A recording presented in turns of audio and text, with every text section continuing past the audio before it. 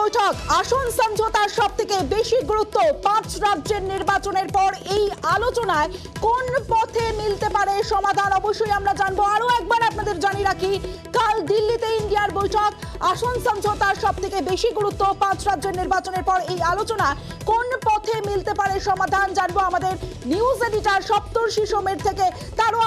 তার আগে আরো একবার আপনাদের জানাচ্ছি যে কোন অঙ্কে মিলতে পারে সমাধান। কাল দিল্লিতে আইএনডিআই এর বৈঠক রয়েছে, আসন সমঝোতায় সবথেকে বেশি গুরুত্ব। 5 রাজ্যের নির্বাচনের পর এই আলোচনায় কোন পথে মিলতে পারে সমাধান। নিউজ রুম থেকে রয়েছে আমাদের নিউজ এডিটর সপ্তর্ষি সোম। আমি সপ্তর্ষিদা, তোমার কাছে প্রথমেই যেটা জানতে চাইবো যে বর্তমান রাজনৈতিক পরিস্থিতিতে কোন পথে বা কোন অঙ্কে বিজেপির বিরুদ্ধে লড়তে চায় জোট আইএনডিআই এ? ইন্ডিয়া জোট যখন তৈরি হয়েছিল তারপর রাজনৈতিক পরিস্থিতির অনেক বদল ঘটে গিয়েছে।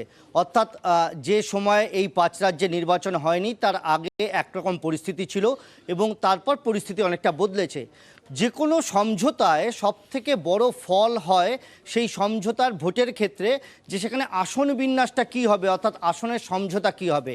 এবং এই যে কোনো সমঝোতায় প্রথম যে দুটো যুক্তি কাজ করে সেটা হচ্ছে মানিয়ে নেওয়া এবং মেনে নেওয়া। 5 রাজ্যে নির্বাচনের আগে কংগ্রেসের কাছে একটা পরিস্থিতি ছিল, কংগ্রেস দেখে নিতে চাইছিল যে 5 রাজ্যের নির্বাচনে কী ফল হয়। সেই ফল প্রকাশিত হয়েছে এবং তার মাধ্যমে কংগ্রেসের উপর পাল্টা চাপ তৈরি হয়েছে, তার কারণ আশানুরূপ ফল কংগ্রেস করতে পারেনি।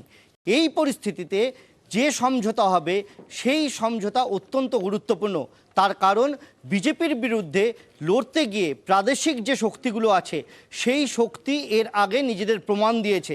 2021-এ পশ্চিমবঙ্গ প্রমাণ দিয়েছে যে বিজেপির বিরুদ্ধে তারা একছত্রভাবে লড়তে সক্ষম এবং অন্যান্য রাজ্যে বিহার, ঝাড়খণ্ড বা অন্যান্য রাজ্যেও দেখা গিয়েছে যে বিজেপির বিরুদ্ধে এই প্রাদেশিক রাজনৈতিক দলগুলো যথেষ্ট ভালো ফল করেছে, কিন্তু সার্বিকভাবে কংগ্রেস সেভাবে ভালো ফল করতে পারেনি। 2019-এর নিরিখে যদি দেখা হয় তারপরেও অবস্থার পরিবর্তন যেভাবে এগিয়েছে, প্রাদেশিক দলগুলো ক্রমান্বয়ে ক্ষমতা সম্পন্ন হয়েছে, কিন্তু এই 5 রাজ্যের নির্বাচনের পর কংগ্রেসের এখন যা পরিস্থিতি তাতে কংগ্রেসকে কিছুটা মানিয়ে নিতে হবে, কিছুটা মেনে নিতে হবে।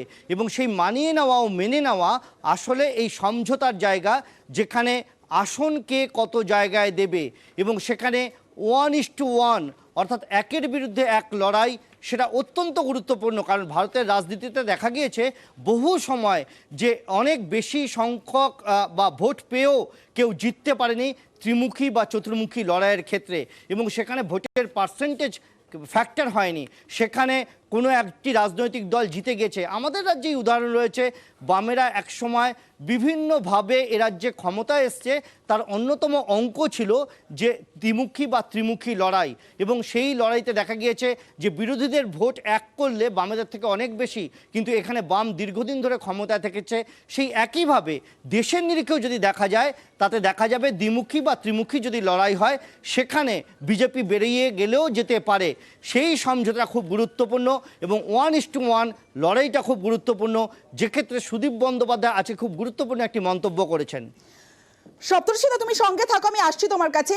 ইন্ডিয়ার বৈঠকের আগে বিজেপিকে হারানোর বিষয়ে তাৎপর্যপূর্ণ মন্তব্য করেছেন লোকসভার তৃণমূলের দলনেতা সুদীপ বন্দ্যোপাধ্যায়। इंडिया अलायंस में जो कोर्ट मीटिंग होंगे, हमारे नेत्री ममता बनर्जी पहले से बताते हैं कि मीटिंग तो हो गए 3 दफे, इस बार सीट शेयरिंग के बारे में बात करना बहुत जरूरी होता है। ये 543 सीट्स का बीच में कम से कम हम लोगों को तो टारगेट होना चाहिए कि 450 सीट तक हम लोग 1:1 फाइट पर चले। और ममता बनर्जी बहुत आशा लेके इस बार आए हैं कि ये सीट शेयरिंग का प्रोसेस यही सबसे पहले होना जरूरत है। Meeting should be result oriented, meeting should be very very much with objectives. लोग फल देखना चाहते हैं। আমি আবারও নিউজ এডিটর সপ্তর্ষি সোমের কাছে চলে যাব। সপ্তর্ষিদা, সুদীপ বন্দ্যোপাধ্যায়ের এই যে বক্তব্য, এই বক্তব্যে কি আসন সমঝোতার ইঙ্গিত রয়েছে? খুব স্বাভাবিকভাবে সুদীপ বন্দ্যোপাধ্যায় পরিষ্কার করে জানিয়েছেন যে আসন সমঝোতা এবং ফল, অর্থাৎ এই যে জোটের কথা এতদিন ধরে চলে আসছে তাতে আসন সমঝোতাই শেষমাত্র ফল এখনো পর্যন্ত। এবং সেই কারণে আমরা যে অঙ্কটা দেখতে পাবো যে সুদীপ বন্দ্যোপাধ্যায় বলছেন যে 450 আসনে 1:1 লড়াই করতে হবে, অর্থাৎ তিনি 543টা যে লোকসভার আসন রয়েছে ভারতে, তার মধ্যে 450 আসনের কথা বলছেন অ্যাভারেজ, এবং তার মধ্যে অর্থাৎ বাকি থাকছে 93টি আসন। সেই অঙ্কের হিসেব যদি আমরা দেখি তাহলে আমাদের যে তথ্য রয়েছে সেই তথ্য অনুসারে গুজরাটে 26টি লোকসভার আসন, মধ্যপ্রদেশে 29টি লোকসভার আসন, রাজস্থানে 25টি লোকসভার আসন, ছত্তিশগড়ে 11টি লোকসভার আসন, এটা নিয়েই 91টা হচ্ছে। এবং এরপর উত্তরপ্রদেশে ধরে নিলাম আরও 10টি আসন বাকি যে প্রাদেশিক শক্তি রয়েছে সমাজবাদী পার্টি তারা ছাড়তে রাজি আছে কংগ্রেসকে। অর্থাৎ সব মিলে যদি দেখি যে গুজরাটে 26, মধ্যপ্রদেশে 29, রাজস্থানে 25, ছত্তিশগড়ে 11 এবং উত্তরপ্রদেশে 10, সব মিলিয়ে এখানে 101টি আসন হচ্ছে। 93টি আসনের কথা সুদীপ বন্দ্যোপাধ্যায় বলছেন, সব মিলে এখানে 101টি আসনের হিসাব পাওয়া যাচ্ছে। এছাড়া কিছু কিছু এলাকায় হিমাচল প্রদেশ, কর্ণাটকা বা তেলেঙ্গানা কিছু কিছু জায়গায় কংগ্রেসের কিছু কিছু অবস্থান রয়েছে। অর্থাৎ সারা দেশে যে 543টা আসন রয়েছে তার মধ্যে আমি যদি ধরেও নিই তর্কের খাতিরে, সুদীপ বন্দ্যোপাধ্যায় বলছেন 93 আসন, সর্বোচ্চ পর্যায়ে গিয়ে কংগ্রেসকে বিরোধী জোটের মাথায় থাকতে হলো 150টির বেশি আসন অন্য প্রাদেশিক শক্তি ছাড়তে চাইবে না।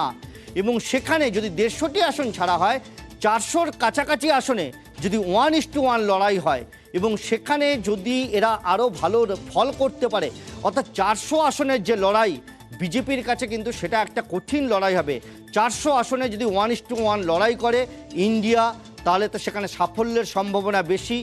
বাকি 150টির কাছাকাছি আসনে কংগ্রেস যদি লড়াই করে এবং সেখানে কংগ্রেস সর্বোচ্চ দল হিসেবে বা সর্বোচ্চ জয়ী তাদের আসন সংখ্যার জায়গা থেকে কংগ্রেস সর্বোচ্চ জায়গায় থাকবে, কিন্তু তাদের 150টির বেশি আসন এই মুহূর্তে বাকি প্রাদেশিক শক্তি দিতে চাইবে না। আমাদের রাজ্যের হিসেবেই যদি ধরা হয়, আমাদের রাজ্যে আপাতত যা বোঝা যাচ্ছে এই তৃণমূল কংগ্রেস 2টি আসন কংগ্রেসকে ছাড়তে রাজি রয়েছে। অর্থাৎ যে দু জায়গায় কংগ্রেসের জোর রয়েছে বা কংগ্রেসের সেখানে ভোটে জেতার সম্ভাবনা রয়েছে, সেরকম সারা ভারতের নিরিখে 150টি আসন পর্যন্ত বিরোধী জোট অর্থাৎ ইন্ডিয়া জোটের যে প্রাদেশিক শক্তিরা রয়েছে তারা কংগ্রেসকে ছাড়তে রাজি। আর সেই সমঝোতায় যদি এরা শেষ পর্যন্ত যায় তাহলে ভবিষ্যতে লোকসভা নির্বাচনে, আসন্ন লোকসভা নির্বাচনে 2024-এ বিজেপির কাছে কিন্তু লড়াইটা বেশ শক্ত হবে। এবং কাল এই বৈঠকে চূড়ান্ত সিদ্ধান্ত নেওয়া হলেও প্রাথমিক সিদ্ধান্তে সেই সম্ভাবনাই জোরালো হচ্ছে। ধন্যবাদ সপ্তর্ষি। আমরা কথা বলছিলাম নিউজ এডিটর সপ্তর্ষি সোমের সঙ্গে।